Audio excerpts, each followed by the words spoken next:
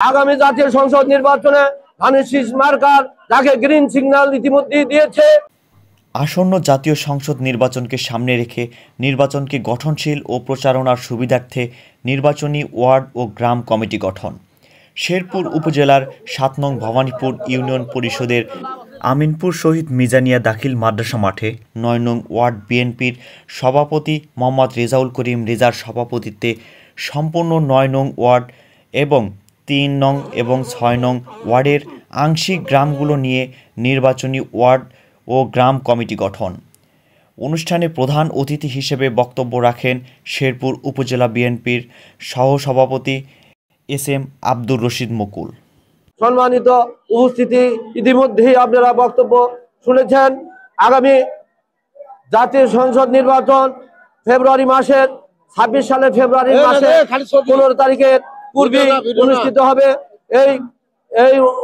এই নির্বাচনকে সামনে রেখে আজকে আমাদের ভবানীপুর ইউনিয়ন বিএনপির এই কেন্দ্রের গ্রাম কমিটি এবং কেন্দ্র কমিটি গঠনের জন্য আপনাদেরকে ডাকা হয়েছে।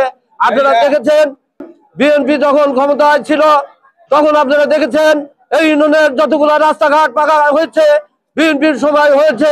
এই ইউনিয়নের যতগুলো শিক্ষা প্রতিষ্ঠান, আজকে আমিনপুর শহীদ মিজানিয়া দাখিলি মাদ্রাসায় আমরা যে অনুষ্ঠান করতে যাচ্ছি, এই যে পিছনে যে বিল্ডিং দেখছেন এটা বিএনপির সময় হয়েছে। প্রত্যেকটা হাই স্কুল, এই ইউনিয়নের যতগুলো হাই স্কুল রয়েছে প্রত্যেকটা হাই স্কুল ফ্যাসিলিটিস বিল্ডিং বিএনপির সময় হয়েছে।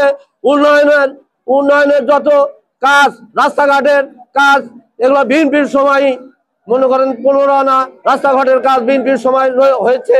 তাই আমরা বলতে চাই, আমরা ৭১-এর পরাজিত শক্তি নয়, আমরা রাজাকারের দল নয়, আমরা শহীদ প্রেসিডেন্ট জিয়াউর রহমান আদর্শের দল, জাতীয়তাবাদী দল বিএনপি, যিনি ১৯৭১ সালে উনি মুক্তিযোদ্ধা হিসেবে যুদ্ধ করেছেন, ৭১-এর রণাঙ্গনে সেক্টর কমান্ডার হিসেবে যুদ্ধ পরিচালনা করেছেন এবং স্বাধীনতার ঘোষণা করেছেন।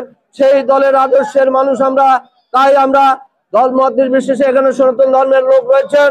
আমরা কিন্তু বিগত দিনে আপনারা হয়তো মনে করেছিলেন যে আমরা ঠিক মতো আমাদের ধর্ম পালন করতে পারবো না, কিন্তু আমাদের নেতা তারেক রহমানের নির্দেশে আমরা প্রত্যেকটা পূজা মণ্ডপে, প্রত্যেকটা আপনাদের অনুষ্ঠানে আমরা সার্বিকভাবে সহযোগিতা করে আসছি, আপনারা দেখেছেন।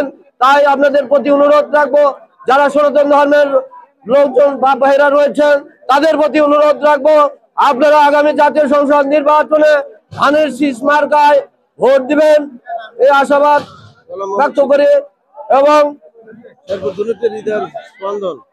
আপনারা এই যে ইউনিয়ন বিএনপিকে আমি বিনয়ের সঙ্গে অনুরোধ করব, আপনারা সদস্য নবায়ন, যত লোক সদস্য নবায়ন হতে চায় এটা দ্রুত করবেন এবং কেন্দ্র কমিটি গঠনের সাথে সাথে আগামী ২-৪ দিনের মধ্যেই আপনার এই একটা মনিটরিং কমিটি করে ৯টি, এই যে ৫টি কেন্দ্রে আছে ৫টি কেন্দ্রে মনিটরিং কমিটি করে যাতে সুষ্ঠুভাবে আপনার ভোট প্রার্থনা করছে কিনা এই তদারকির জন্য কমিটি গঠন করবেন এই আশাবাদ ব্যক্ত করে এবং পরিশেষে আগামী জাতীয় সংসদ নির্বাচনে ধানের শীষ মার্কার যাকে গ্রিন সিগন্যাল ইতিমধ্যেই দিয়েছে আলহাজ গোলাম মোহাম্মদ সিরাজ বারবার জাতীয় সংসদ সদস্য, তাকে গ্রিন সিগন্যাল দিয়েছে।